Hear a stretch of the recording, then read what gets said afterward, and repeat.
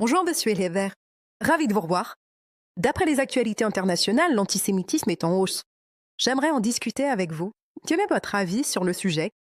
Bonjour, cher ami. Ravi de vous revoir également. Eh bien, l'antisémitisme est une très vieille maladie, un fléau qui touche différentes nations à travers l'histoire depuis des milliers d'années. En deux mots, dans notre époque, la jalousie et l'ignorance. Comment ça?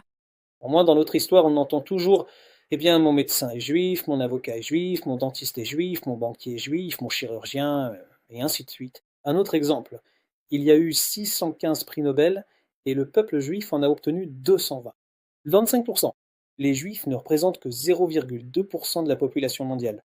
Alors, si le peuple juif est le peuple élu, pourquoi subir une telle calamité? Eh bien, pour vous donner un exemple, les Grecs, au 5e siècle avant Jésus-Christ, ont conquis la terre d'Israël.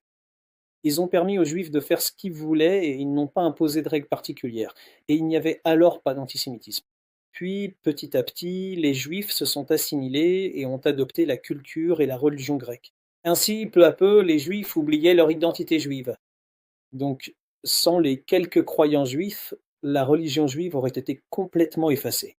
On dirait que vous dites que cette malédiction est en réalité une bénédiction déguisée pour la religion juive. Eh bien, laissez-moi vous donner quelques informations historiques. Tous ces grands empires ont disparu ou ne sont plus pertinents aujourd'hui. Les Assyriens en 722 avant Jésus-Christ, les Babyloniens en 586 avant Jésus-Christ, les Perses en 539 avant Jésus-Christ, les Grecs en 332 avant Jésus-Christ, les Romains en 63 avant Jésus-Christ, les Byzantins en 330 après Jésus-Christ, les califats islamiques en 638 après Jésus-Christ, les Croisés en 1099, les Mamelouks au XIIIe siècle, les Ottomans en 1517 puis en 1917, les Britanniques en 1917 et enfin en 1948. Sans oublier, en dehors d'Israël et de la diaspora, l'Inquisition espagnole, les nazis, les pogroms et bien d'autres encore. Et maintenant, les ayatollahs d'Iran et tous leurs alliés. Pourquoi? Parce que toutes ces nations n'ont pas pris en compte ce que Dieu a dit à Abraham.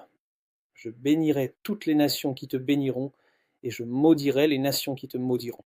Si l'on considère la taille d'Israël comparable à celle de l'État du New Jersey, aujourd'hui vous êtes la nation des startups, avec tant d'inventions et de brevets dans le monde entier, une puissance mondiale. Comment est-ce possible? Si je me souviens bien, après 2000 ans, les Juifs sont revenus en Israël. Il n'y avait rien. Des terres arides, des maladies, vraiment rien du tout. Pas de pétrole, pas de mine d'or ou de diamants. En d'autres termes, aucune richesse. Alors, comment Israël est-il devenu une puissance mondiale? Eh bien, imaginez simplement que nous ayons eu toutes les richesses que vous avez mentionnées. Alors, nous n'aurions pas fait travailler nos cerveaux, nous n'aurions pas évolué, survécu, ni été ce que nous sommes aujourd'hui.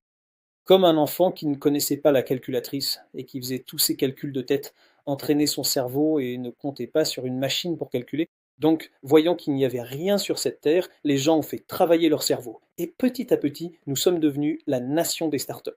Si nous avions eu toute cette richesse, nous aurions été un pays avec de l'argent, mais sans être à la pointe de la technologie.